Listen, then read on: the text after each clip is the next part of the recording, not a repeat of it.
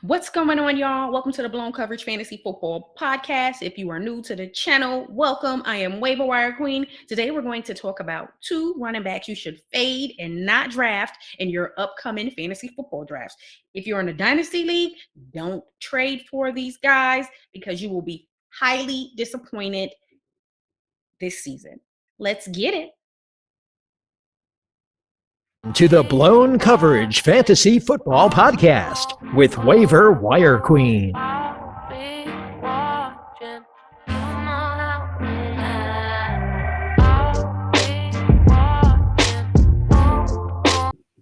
right, y'all, we're going to get right into it. Make sure you hit the subscribe button if you are new to the channel because we have a lot of great content which will help you prepare for your upcoming fantasy football season to achieve your ultimate goal to obviously win your fantasy football league. Let's talk about it. So obviously in most leagues, the roster format has at least 2 running backs that you have to start.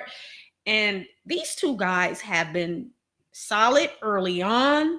However, you are starting to see either the decline or the addition of other running backs on their teams, which does not make them appealing in 2022. And if you have them, sell high, sell high, sell high. If you don't have them, don't get them. Let's talk about it. So first running back on this list is Antonio Gibson with the Washington Commanders. I'm telling y'all, the Washington Commanders, that sounds like a damn expansion team name. I don't know where they get that name from, but nonetheless, Antonio Gibson obviously started out strong in his rookie year, kind of fell off a slight bit overall, though. In 2021, it was a good season. However, this season, there's some things that have changed, which makes him an unappealing running back in fantasy football. I don't care. Don't draft him. Let the other managers in your league take that chance. It will pay off with you skipping over him and drafting another running back, and it's going to hurt them. But obviously, we're looking for the best players. But with Antonio Gibson, you look at the stats in 2020, you're like, okay, yes, rookie season's going to take off next season. 2021, not so good. Let's take a little quick look at his stats to see exactly what I'm talking about. So when you look at his stats, very impressive so far. Missed some games in 2020's rookie year. You see the increase over the first 2 seasons from his attempts, his rushing yards. The average went up slightly. There was a decrease in touchdowns, which is a concern because we want our running backs to get as many touchdowns as possible. So look at that. This is good right here, right? 795 rushing yards as a rookie. He increased that total to 1,037 yards. That is impressive. Again, I don't like the decrease in touchdowns, but hey, it happens. There are some other things that are alarming for Antonio Gibson, which may be one of the reasons why the Commanders want to kind of take some of the load off and may have some concerns. You see the 5 fumbles. The 5 fumbles is huge. You don't want your running backs having 5 fumbles during a season. Just not a good look, and it definitely will hurt your team, especially if it's in the red zone, because now you're missing out on opportunities to score the ball, or if it's close to your opponent's side of the field, then now you're putting yourself at risk for potentially giving up points. And, no one wants to deal with that. You simply don't want to deal with it. And that can hurt the team and ultimately cost the team games. We do know that. But with Gibson, there are other factors that are going to hurt him this year. Let's talk a little bit about his receiving stats. As you can see, not so bad. Increased the total receptions in 2021. You see 36 in 2020, then 42 in 2021. The goal is every year to improve. We want our running backs to improve. And apparently didn't improve, as you can see. So it just hurts. Now, total fumbles down here, which makes it even worse. So you see, he had the 5 rushing, and then he had 1 as a receiver.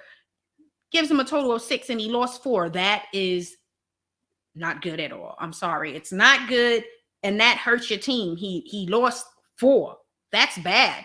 So that is another reason why, he is a concern for me, and should be a concern for you. If you have him, you're most likely going to have a hard time trying to move on from him.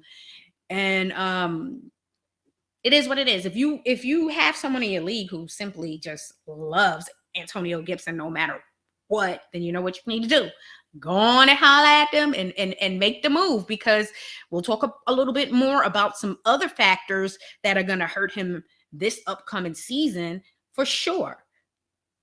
So let's talk a bit about some other factors that are going to hurt Antonio Gibson this season. Some other factors that are going to impact his touches and time on the field pretty much this season is obviously the Commanders re-signed J.D. McKissic, and he is obviously the back to receive the third down work and cut into Antonio Gibson's receptions. He is a receiving back, so you already know that's what he specializes in.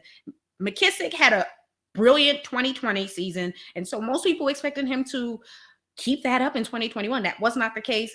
He was going to go and sign with the Bills and then decided to stay with the Commanders. So I can imagine that must have meant a lot to make that choice. It must have meant more playing time. I have no idea why you would not sign with the Bills and stay with the Commanders. There has to be some more playing time involved here, because after the lack of production and touches in 2021, if I was McKissic, I would have been like, deuces, I'm going to the Bills, because now I have a chance to compete for championships, and that is the ultimate goal, win that Super Bowl, right? But that is a huge factor. So I can anticipate, and you should anticipate, that Gibson will lose time on the field to McKissic in that third down work, which is huge. And then also they surprised the hell out of everyone and drafted Brian Robinson, the Alabama running back, who may cut into those goal line touches. That is huge, because we already noticed that from 2020 to 2021, Gibson's touchdowns decreased by 4. He went from 11 to 7. That is huge, okay? When you think about touchdowns, 6 points per touchdown, that is a lot of points that you are leaving on the board, and he doesn't have access to, and now your team doesn't have access to that as well. And I can assure you, they didn't draft Brian Gibson. They didn't draft Brian. I can assure you, they didn't draft Brian Robinson for him to just sit on the sidelines and not get on the field. That goal line work at sometimes will go to Brian Robinson, which will hinder Gibson. So I'm saying this to tell you guys, fade Gibson in 2022. If you have him, sell high and try to trade him. If you don't have him, don't have him. Don't get him. Don't draft him. Don't do it at all, because you will be disappointed. I don't believe he's going to have the same production statistically that he just did in 2021, with the factors to include J.D. McKissic is going to get more touches in 2022. We're not going to see the craziness that happened in 2021 with McKissic. So that's going to impact Gibson. And then he had some injury issues, which ultimately he still was able to play through for the most part. But that's a concern as well. And then with the addition of Brian Robinson, you really should be concerned. That's 2 other running backs who can cut into 2 different aspects of Gibson's game, which will hinder his production in 2022. So you just gonna fade him. You ain't gonna draft him. Don't do it. Don't do it. If you do it, you're gonna be stressed every week, wondering, okay, you're watching the game, you're watching the Commanders. They're at the goal line. They're in that red zone now, and the touches are going to Brian Robinson because they're at the goal line and they can be in the red zone and decide they want to throw the ball, which means McKissick may be on the field. So it's going to hurt him in so many ways and ultimately will hurt your team. So you're going to fade him and you are going to draft another running back who you don't have to stress and worry about who's going to be on the field. Because if you draft someone to be your starting running back, you're drafting them because you know they're going to be on the field. With Gibson, you don't know at times if he's going to be on the field. And again, if he comes out early and he is fumbling the ball, he's going to really be off the field a whole lot. So don't do it. Don't draft him. And let's talk about Clyde Edwards-Helaire with the Kansas City Chiefs. Obviously, with Clyde Edwards-Helaire early on in his rookie season, started off strong. We're like, okay, they got their running back again. They should have kept Kareem Hunt. However, hey, they made a choice. And it shows in the rushing game that it's hurting the team because Edwards-Helaire is showing us that he's just simply not that guy. Injuries, missing games, losing time on the field to McKenna in the AFC Championship game. So you're losing time in the most important time of the season, and you're supposed to be the starting running back is a concern. And not to mention, they went out and signed Ronald Jones, who will surely cut into Edwards-Helaire's time on the field, whether that is on first down or at the goal line. And we don't want anyone cutting into the goal line touches for our starting running back. So fade him. Don't do it. Because we know two things. McKinnon is going to see some time. Ronald Jones is going to see a lot of time. They didn't go out and sign and invest money into Jones for him to sit on the sidelines and not play. And he had a solid season for Tampa Bay in 2021. So I could see why they were willing to take a chance. I could see that being a committee. Okay. I could see Edwards-Helaire maybe being that third down back. And I could see Ronald Jones getting those first and possibly second down touches. Again, that is huge if you're considering drafting Edwards-Helaire as your starting running back. If he's the change of pace guy, only see him on the field during third downs and any passing situations, which we know they're going to pass the ball, but we still want our starting running back out there as much as possible. We don't want our starting running back being the sort of the backup. And that may happen if Jones come out and he is playing extremely well and Edwards-Helaire ends up hurt or he's just not performing. It will be a lot of Jones and Jerick McKinnon. So why have all of this stress and concerns and doubts about what is going to happen with Edwards-Helaire's role? It's a lot of stress that you don't need. Unnecessary stress we don't need and we don't want. Go and draft the players who you are confident is going to have the role that you expect them to have for your team. He's going to be inconsistent. His role may be inconsistent. So much doubt and uncertainty. Don't stress yourself out. But let's look closely at his stats and you'll see why it's just not a good idea to draft Edwards-Helaire. I don't care. Don't do it, guys. Don't do it. So let's see. Again, we talked about how started off strong as a rookie, but again, he did miss quite a bit of games in 2021 due to injuries. But at the same time, when he came back, didn't look good. Other running backs were getting his touches, and he is supposed to be the starter. Okay, he either was not completely healthy or they lost confidence in him and he just didn't play well and didn't look good. So he was not going to be on that field. So you look at the attempts, 181 as a rookie, 119 as a sophomore in his second year. Okay, the total games, the difference is only 3 games. So to me, you just wasn't producing. And although you missed quite a few games, again, it's only 3 games. that there is a difference. So to me, that just means you just wasn't producing when you were out there. You could see his yards per carry went down. As you can see, 4.4, 4.3. It may not look like it's a big difference, but it slightly is a difference. Look, the long 31, 17, big difference. Same with the touchdowns.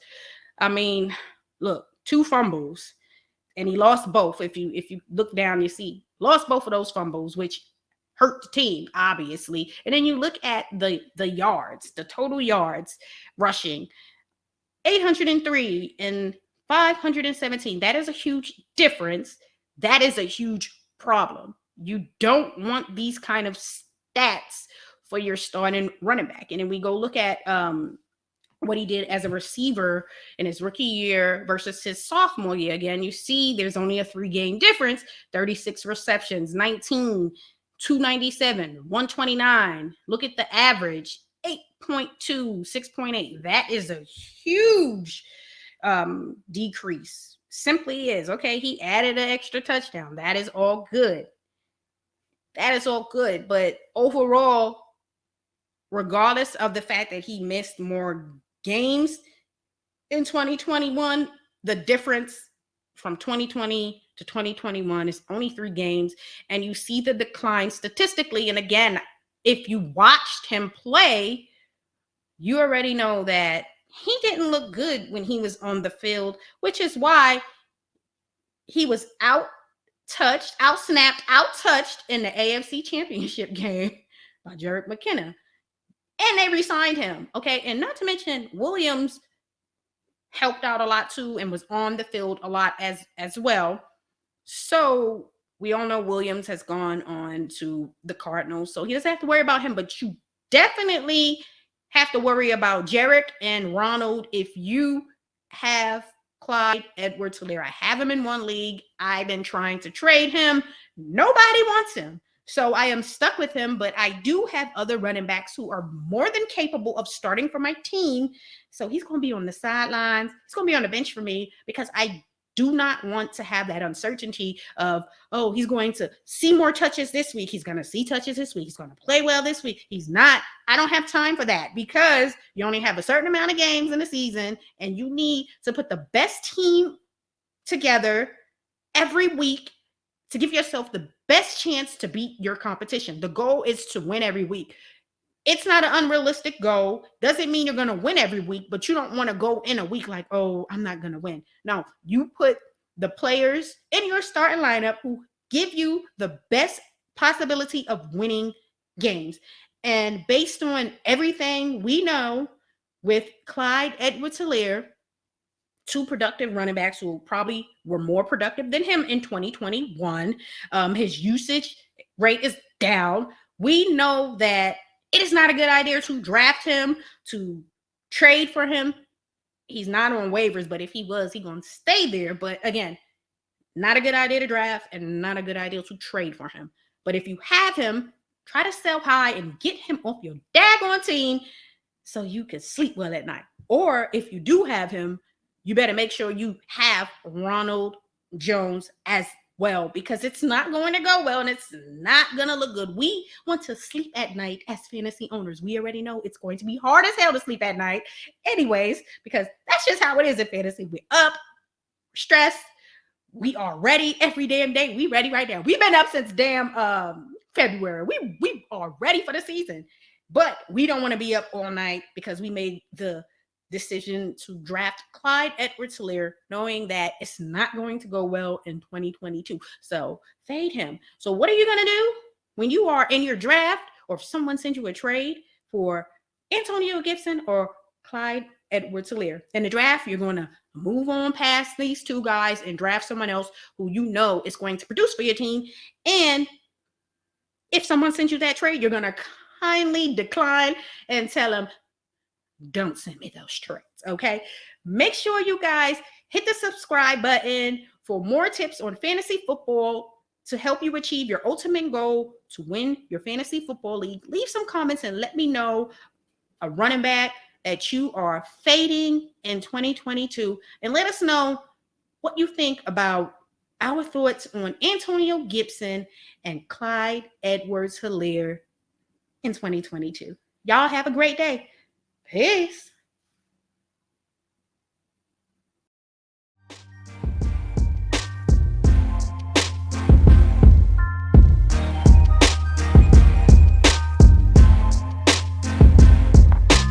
Thanks for listening to the Blown Coverage Fantasy Football Podcast. Be sure to subscribe to our YouTube channel at Blown Coverage Fantasy Football Podcast.